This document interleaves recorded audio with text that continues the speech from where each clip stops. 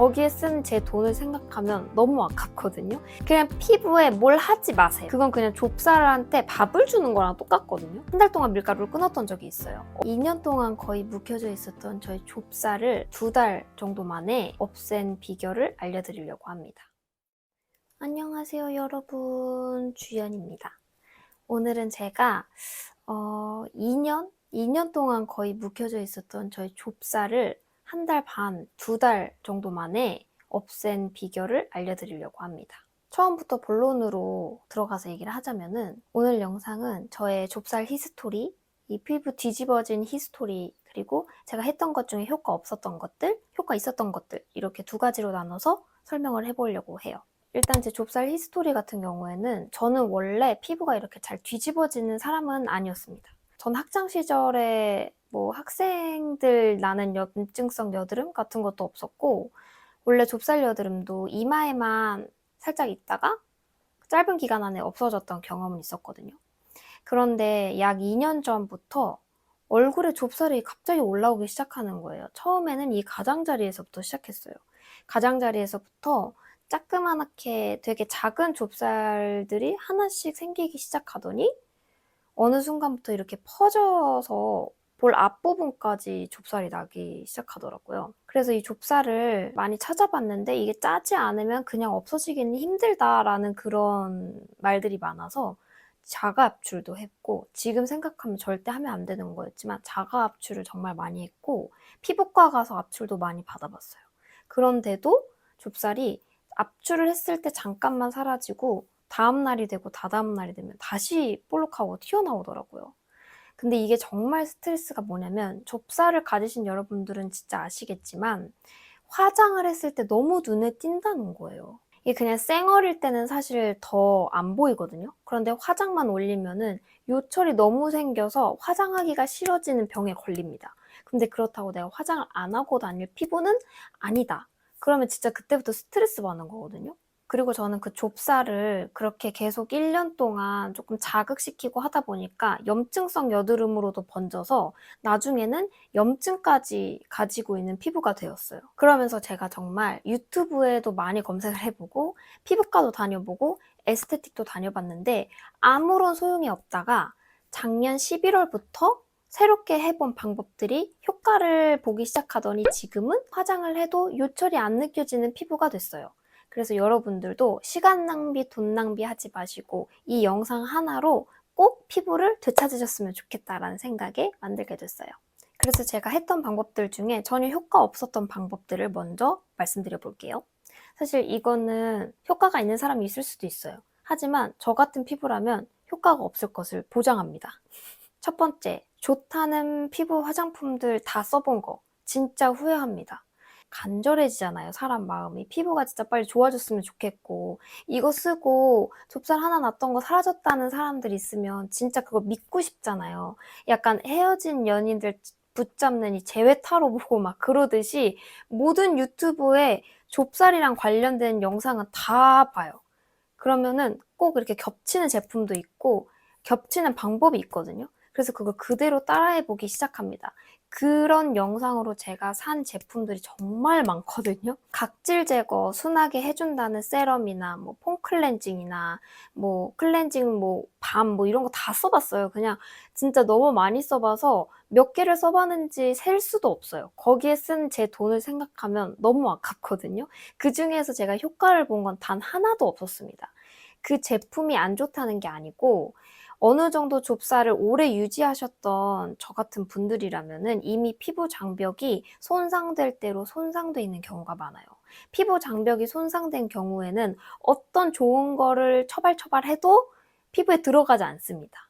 돈만 버리는 거예요, 그냥.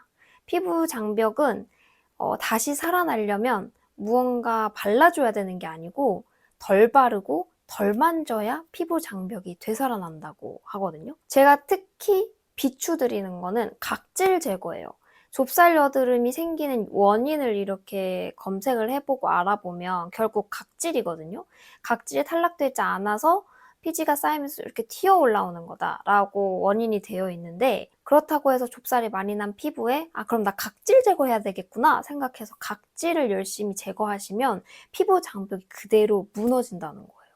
이미 염증성 트러블로 진화한 좁쌀까지 있으신 분들, 예전에 저처럼 그러신 분들은 절대 각질 제거 맘대로 하시면 안 됩니다. 그리고 미백이라던가 뭐 이것저것 시카라던가 이렇게 뭐 트러블성 라인에 효과 있다고 한 세럼들도 건강한 피부가 뒤집어졌을 때, 잠깐 뒤집어졌을 때 썼으면 효과가 아마 좋았을 거예요. 하지만 몇 달 동안 내 피부가 뒤집어져 있고 이미 예민하고 장벽이 다 무너진 피부인데 그걸 쓴다? 전혀 효과 없습니다. 어느 정도 낳고 나서 그 제품을 써야 그 여러분들이 보시는 영상만큼의 효과가 있는 거예요. 그리고 두 번째로 제가 했던 일 중에 효과 없었던 것은 밀가루 끊기였어요. 제 쇼츠를 보시면은 밀가루 끊을 때 찍은 브이로그가 있거든요. 저 정말 한 달 동안 밀가루를 안 먹어보면 피부가 좋아지지 않을까 생각해서 한 달 동안 밀가루를 끊었던 적이 있어요. 어느 정도 밀가루를 끊었냐면 간장 있잖아요. 간장에도 밀가루가 들어간다고 해서 간장도 끊었고 그냥 밀가루에 밀도 안 먹겠다 라는 느낌으로 했었는데, 이게 사실 피부가 좋아지는 데에 전혀 효과가 없었다라고 말할 수는 없을 것 같아요. 하지만 이미 무너진 장벽, 이미 나버린 트러블들을 없앨 수 있는 방법은 아니다 라는 거는 맞는 것 같아요.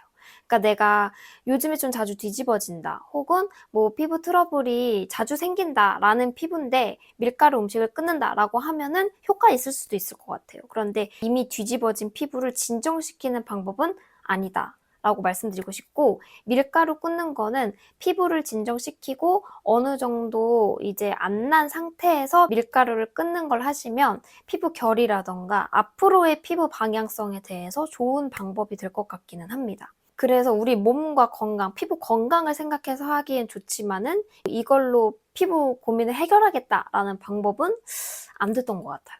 그리고 세 번째 효과 없었던 점은 클렌징 방법인데요. 클렌징을 뽀득뽀득하게 하고 각질 제거가 되는 뭐 아하나 바하 성분이 들어간 클렌징 폼, 뭐 밀크밤이라던가 뭐 패드 같은 거 있잖아요. 패드로 부드럽게 각질을 제거해준다라는 제품을 쓰면서 클렌징에 좀 공을 들였던 시기가 있었어요. 그런데 그럴 때 저는 오히려 더 좁쌀이 많이 생겼던 것 같아요. 지금 생각해보면 그게 다 피부에 자극이 되는 부분이기 때문에 그럴 수밖에 없었던 것 같아요.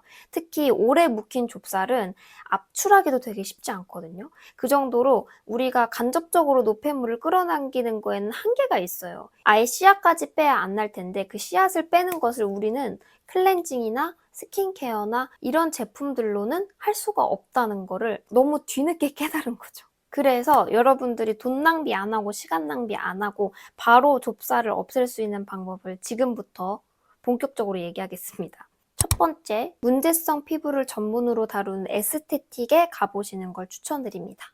에스테틱을 먼저 가라고 추천드리는 이유는 바로 좁쌀을 일단 압출해야 되기 때문이거든요. 이 좁쌀이 이미 몇 달 동안 지속된 좁쌀들은 짜도 끝이 없어요. 이걸 자가 압출하면 끝이 없고 오히려 흉터가 생길 가능성이 크거든요. 그래서 에스테틱의 전문가한테 가서 압출을 먼저 받아야 됩니다. 일단 난 좁쌀들을 꾸준히 압출을 하면서 조금씩 그 피지 양을 줄이고 좁쌀을 뽑아내는 과정을 한 달에서 두 달 정도 보내셔야 돼요. 그런데 왜 제가 문제성 피부를 전문으로 하는 에스테틱에 가라고 하냐면, 많은 에스테틱이 있고 그 원장님들 모두 다 손기술이 좋으시겠지만 문제성 피부를 많이 해본 에스테틱이 압출 기술이 상당합니다. 문제성 피부들을 많이 본 원장님들이 이 사례도 많고 경험도 많고 압출을 하는 좁쌀이나 염증의 종류도 많았기 때문에 이 경험에서 나오는 기술이 진짜 무시 못하더라고요. 그래서 압출을 하러 가신다면 무조건 문제성 피부를 전문으로 하는 에스테틱에 방문해 보시길 추천드립니다. 처음에는 일주일 정도 주기로 자주 받으시길 추천드리고요. 1주, 2주 이렇게 받다 보면은 그 주기가 한 2주, 3주로 점점 늘어요. 처음에는 월요일에 압출 받으면은 한 수요일, 목요일에 다시 그 부분이 올라와 있다고 생각이 들거든요. 그런데 그 다음, 다다음이 되면은 월요일에 받았던 게 일주일이 지나도 안 올라오는 경험을 하실 거예요. 그렇게 주기적으로 계속 속기술이 좋은 원장님께 압출을 받다 보면은 이 주기가 점점 늘어나면서 결국 새로운 좁쌀이 생기지 않는 피부가 됩니다. 그리고 두 번째로 압출을 주기적으로 받고 계시다면 집에서도 관리를 잘 해주셔야 되는데요. 이 집에서 하는 관리가 무엇이냐? 각질 제거 아니고요. 마스크팩 아니고요. 스킨케어 클렌징 폼 덜기입니다. 왜 덜 쓰라고 하시는지 이해가 안 되시죠? 저도 그랬거든요. 그래서 제가 한 루틴을 말씀드려보자면요. 일단 클렌징을 할 때는 약산성 클렌징 폼을 썼거든요. 클렌징 밀크라던가 클렌징 오일이나 클렌징 밤이 우리 노폐물들을 깨끗하게 씻어주기에는 정말 좋은데 자극이 좀 될 수 있어요. 그래서 압출을 받으면서 이 피부를 진정시키는 기간에는 클렌징 폼만 사용을 했습니다. 피부가 좀 건강해지고 나면 클렌징 밤이나 클렌징 밀크로 순하게 닦아주는 날이 오겠지만 아직은 저도 붉은기라던가 이런 부분에서 진정이 덜 됐기 때문에 지금도 클렌징 폼만 쓰고 있거든요. 화장을 두껍게 한 날에는 클렌징 폼을 2번 써서 열심히 닦는 편이고 그리고 평소에는 클렌징 폼 1번만 써서 닦고 있습니다. 스킨도 좀 가벼운 거 발라주세요. 콧물 제형도 괜찮고 물 제형도 괜찮은데 수분을 충전해 줄 수 있는 제품을 바르셨으면 좋겠고 토너로 닦아내는 거나 패드를 사용해서 이렇게 닦아내는 것은 안 하셨으면 좋겠어요. 그건 이미 무너진 피부 장벽을 계속 무너뜨리는 거거든요. 장벽에 엔간하면 긁힘이나 소원이 닿거나 이런 경우가 없게끔 하시는 게 제일 중요하다. 자극이 없는 게 제일 중요합니다. 그래서 패드로 된 거 싹 다 멈추세요.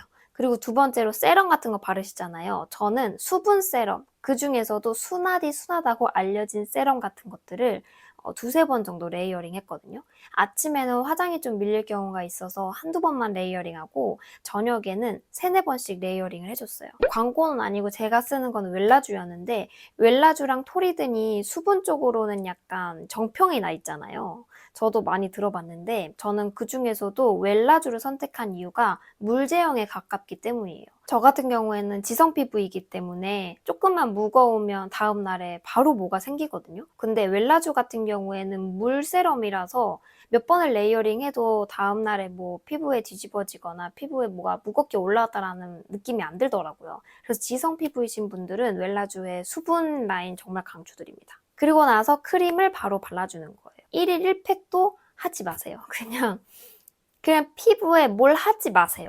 그게 제일 맞거든요. 크림도 그냥 수분 라인 크림을 바르시거나 아니면 재생 크림을 바르시는 걸 추천드리는데 이 재생 크림도 건강한 피부가 홍조기라던가 아니면 그냥 뒤집어진 피부가 있다 혹은 시술을 받았다 해서 받는 그런 재생 크림 말고 트러블성 피부에 효과가 좋은 재생 크림을 바르셔야 돼요. 특히 저처럼 지성이신 분들은 진짜 성분 잘 보셔야 됩니다. 저도 유명한 재생 크림 사서 쓰다가 에스테틱 선생님한테 혼났거든요. 모두가 좋다고 하는 재생 크림이 나한테는 안 좋을 수 있다는 사실을 망각하고 있었던 것 같아요. 그래서 저도 요즘에는 어떤 화장품을 사면 에스테틱 선생님한테 바로 카톡해서 물어보려고 하고 있거든요. 그냥 재생크림, 그냥 수분크림, 그냥 세럼 이런 거 말고 트러블성 피부에 최대한 자극을 주지 않고 여드름을 유발시키지 않는 성분들이 들어있는 제품을 쓰시는 게 좋습니다. 그리고 세 번째로 제가 효과를 봤던 방법은 물 많이 마시기입니다. 당연한 걸 말하냐 라고 하시는 분들 계시겠지만 그래서 여러분들 물 많이 드시나요? 그거 진짜 중요한데 거의 안 지키시는 부분일 것 같아요. 물 대신에 마실 수 있는 것들이 너무 많다 보니까 사실 물 대신 다른 걸 드시고 계시지는 않나요, 여러분? 저 같은 경우에는 탄산음료라던가 당 제품이 들어간 음료를 별로 안 좋아하기도 하고 커피도 잘 안 먹는데도 물을 많이 안 마시더라고요. 하루에 우리가 마셔야 되는 물 1.5에서 2리터 정도 마셔야 된다고 하잖아요. 저는 다른 걸 안 마시는데도 물을 1.5리터까지 먹지는 않아요. 그런데 여러분들은 커피도 많이 드시고 차를 드시는 분들도 있고 이렇게 우리 몸을 건조하게 하는 것들을 많이 드시면서 물도 저보다 많이 안 드실 것 같아요. 우리의 피부는 속에서부터 좋아져야 되거든요. 이 속에서부터 좋아지면서 점점 각질층을 밀고 그 좋은 피부가 올라와야 돼요. 그러려면 좋은 피부를 속에 만들어야 되거든요. 그런데 우리가 아무리 시술을 받고 아무리 화장품을 발라도 엄청 속에 있는 피부는 우리가 바꿀 수가 없는데 이 피부를 바꿀 수 있는 가장 좋은 방법이 바로 체내의 수분을 충전하는 겁니다. 그래서 지금 당장은 효과가 보이지 않더라도 점점 피부가 나아지고 새로운 피부가 올라오면 올라올수록 아, 이게 물을 마신 효과구나 라는 거를 확실히 느끼시게 될 거예요. 그리고 세 번째로 제가 효과 봤던 방법은요. 바로 1일 1팩 끊기입니다. 이게 건강한 피부는 진짜 계속 말씀드리는 거지만 뭘 해도 됩니다. 잠시 뒤집어진 피부는 좋은 걸 바르면 다시 돌아와요. 그런데 우리의 피부는 잠시 뒤집어진 게 아니잖아요. 계속해서 뒤집어진 상태로 있었던 피부는 그냥 이렇게 다독여줘야 진정이 됩니다.